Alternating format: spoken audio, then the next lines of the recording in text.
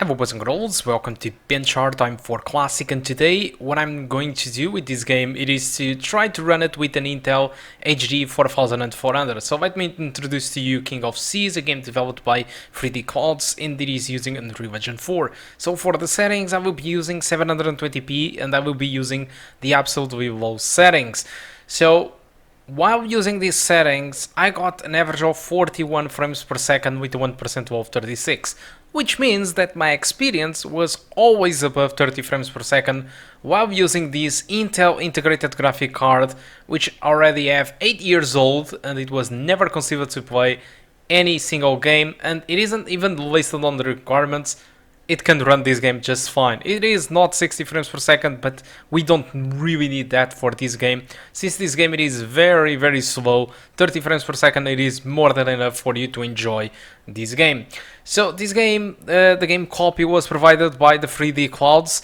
Matthew enters in contact with me and provided me a key to try out the game. So a big shout out to Matthew, thank you a lot for giving me the opportunity to try out the game. But in case you want to try the demo it is available on Steam and should give you a very good idea what is this game about.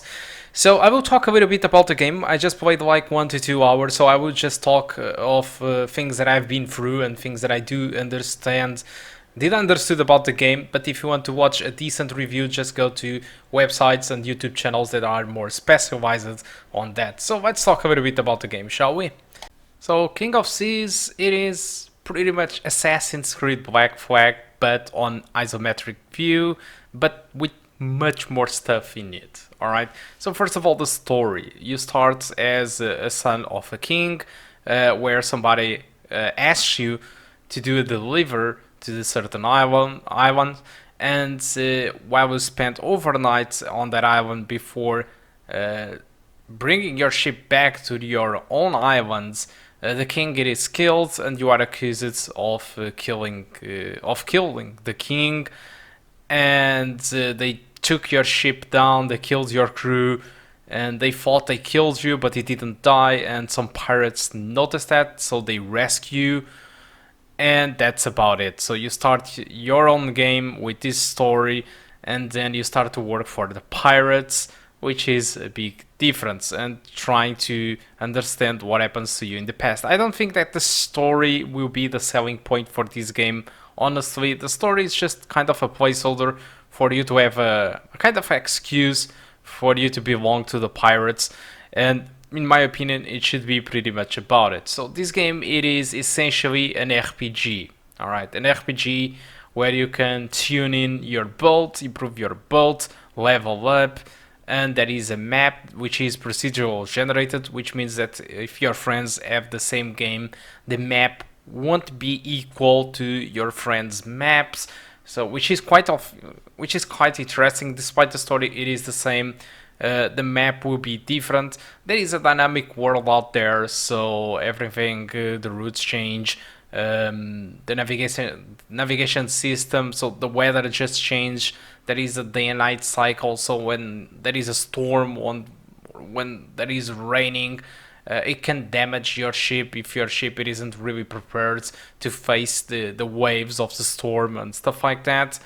But essentially there are tons of stuff with this game, so power-ups, improvements to your own boat, and it is a very relaxing game, because this is a very slow game where you spend, as you can see in here, tons of time traversing your ship, and especially if the wind it is against you, so you move even more slower.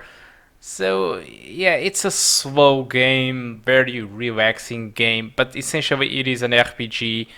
You take quests, side quests, main quests, you improve your boat, you earn skills and perks that you can use while you unlock the story and the map, right? So the combat system should be pretty much the same throughout the game. It just changes the boats and the power-ups, and pretty much that's about it. So there is also a trading system inside this game, so you can go to a dock and buy wood, which might be abundant on that island, and you bring it to another island that doesn't have wood and you sell it for a higher price, earning more money. There is also obviously treasure hunt, and above all there is multiple difficult levels inside this game. So I think it is 5 different difficult levels which you can choose.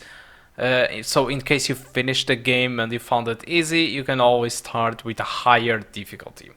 So I think the game, it is rather interesting. You can find this game on Steam for $24.99. I think it worth the price, honestly, if you like this kind of games. But this is no AAA title, alright? You should know that. That is, the story leaves a little bit to be desired, in my opinion. I think this is not even the main focus, so I'm not even sure if I can criticize the story because of that same reason. Because the story is not really the big deal, but as you can see, there is these conversation chats. There is no voice acting in here, but there is these conversation chats that explains you, like a tutorial, like what you can do, and a little bit about the story. But the main thing about this game, it's really the RPG system, the unlocking of the map, and that's pretty much where the essence of this game is. So now that I have talked about everything that I know about King of Seas, hope you keep enjoying the rest of the gameplay, and I do hope to see you soon. Goodbye.